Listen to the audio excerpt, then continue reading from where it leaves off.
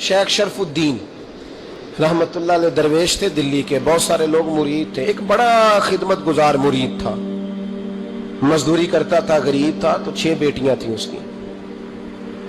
हजरत साहब के पास रोज आके कहता, हुजूर बच्चियों के लिए दुआ करें, अल्लाह कोई असबाब पैदा कर दे। एक बच्ची की शादी का खर्चा 1000 दिनार है और मैं गरीब हूं। हजरत साहब दुआ कर देते।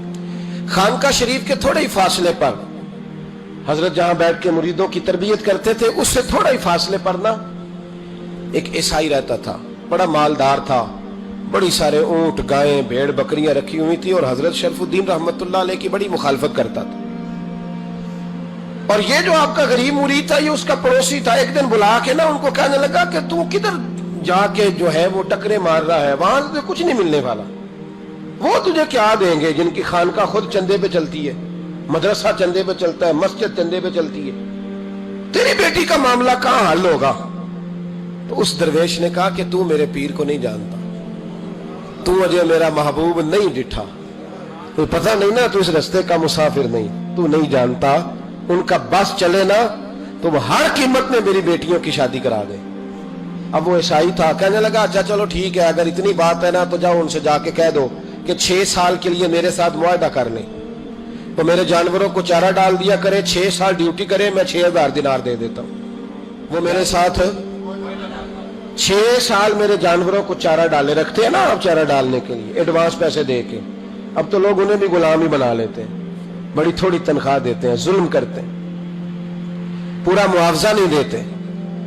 हजरत शेख शरफुद्दीन के बारे में वो कहने लगा, जब अपने पीर से जाके कह के मेरे जानवरों को 6 साल चारा डाले, मैं 6000 दे देता हूं, तू जो कहता है हर कीमत पे जाने को तैयार है। उसने जब ये बात की तो मुरीद ने नाराज हो गया, वो लड़ाई हो गई, गिरबान पकड़ लिया, झगड़ा हुआ, बात बड़ी दूर गई। इस तरह की बात करता है मेरे हजरत के बारे में, तेरे जैसे कई मैं वहां काम पे रखा दूं। जब वो बड़ी बहस हुई, बात मोहल्ले में, इलाके में फैल गई, दुनिया ने सुन ली, तो शेख शरफुद्दीन तक भी पहुंच गई। इस तरह झगड़ा हुआ है। लोग सो गए इशा की नमाज के बाद। हजरत साहब ने ना सर पे कपड़ा लिया, उस ईसाई के दरवाजे पे दस्तक दी, वो बाहर आया, फरमाने लगे लोग तो सोच समझ के मुलाजम रखते हैं, तूने भी तो सोच ही लिया होगा, तभी तो मुझे ऑफर की है। तू अपनी ऑफर पे कायम है? वाकई मुझे रख लेगा और 6000 दिनार दे देगा? कहने लगा जा बाबा काम कर अपना। फरमाया नहीं, तूने इतने लोगों में बात की, इतनी बहस हुई, तो कायम है? कहने लगा मैं तो कायम हूं, पर आपने नहीं कायम रहना। फरमाया मैं सोच समझ के आया हूं। उसने कहा आप ड्यूटी करेंगे, भैंसों को चारा डालेंगे? फरमाया एक शर्त, बस जब अजान हो जाए ना तो मुझे रब की नमाज पढ़ने की इजाजत दे देना, बाकी सुबह शाम जो तू कहेगा। अगर उस गरीब की बेटियां ब्याही जाए तो मुझे और क्या चाहिए? उसकी 6 बेटियों का बोझ है उसके सर पे, तू मुझे रख ले। अल्लाह अकबर। वो कहने लगा चले पे मेरे साथ खते बंदगी कर ले, आजकल हम स्टाम करते हैं, उस जमाने में खते बंदगी होता था, गुलामी का खत। काजी शहर के पास, यानी उसका ख्याल था कि चलो स्टाम की बात करूंगा तो भाग जाएंगे। फरमाया चल मैं तैयार हूं। काजी तक गए, तय हो गया, 6000 दिनार दे दिए। हजरत ने मुरीद को बुलाया, फरमाया पुत्र ये ले जा मेरी बेटियों को रवाना कर दे। कहने लगा हुजूर ये क्या कर रहे हो आप, कुछ सोचे? फरमाया यार जब तुझे बेटा बना लिया तो फिर मेरी पोतियां तो लगती हैं ना, मेरा हक तो बनता है ना, जाके ड्यूटी कर, उनको ब्याह दे। बात फैल गई। बादशाह भी अकीदतमंद था, वो 12000 दिनार लेके पहुंचा। क्या बताऊं इन रब के बंदों का दिल कैसा होता है, क्या दर्द होता है, क्या रंग। 12000 दिनार लेके बादशाह आया और आके हजरत को पेश किए, का हुजूर आप दें इस ईसाई को डबल दें और जाए काम करें। आप फरमाने लगे तू पैसे दे, शर्तें ना लगा, मेरा जहां दिल करेगा मैं खर्च करूंगा, मुझे तो मजा ही अब आने लगा है, अभी तो लुत्फ आ रहा है, अभी तो जायका आया है कुछ करने का, पैसे देने या तो दे, पाबंदी ना लगा, जहां मेरा दिल करेगा मैं। उसने कहा हुजूर ठीक है रख ले।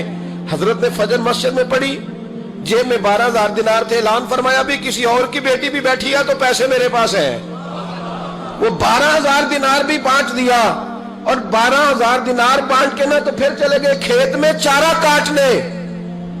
उस ईसाई को किसी ने बतलाया कि उनके पास तो 12000 आया है, पर तुझसे जान नहीं छुड़ाई उन्होंने, कि वादा ये हुआ था कि 6 देंगे तो जाएंगे, जब तक देंगे नहीं तेरे घर में काम करेंगे। वो ना चारा काट रहे थे, हजरत साहब तो वहां पहुंच गया।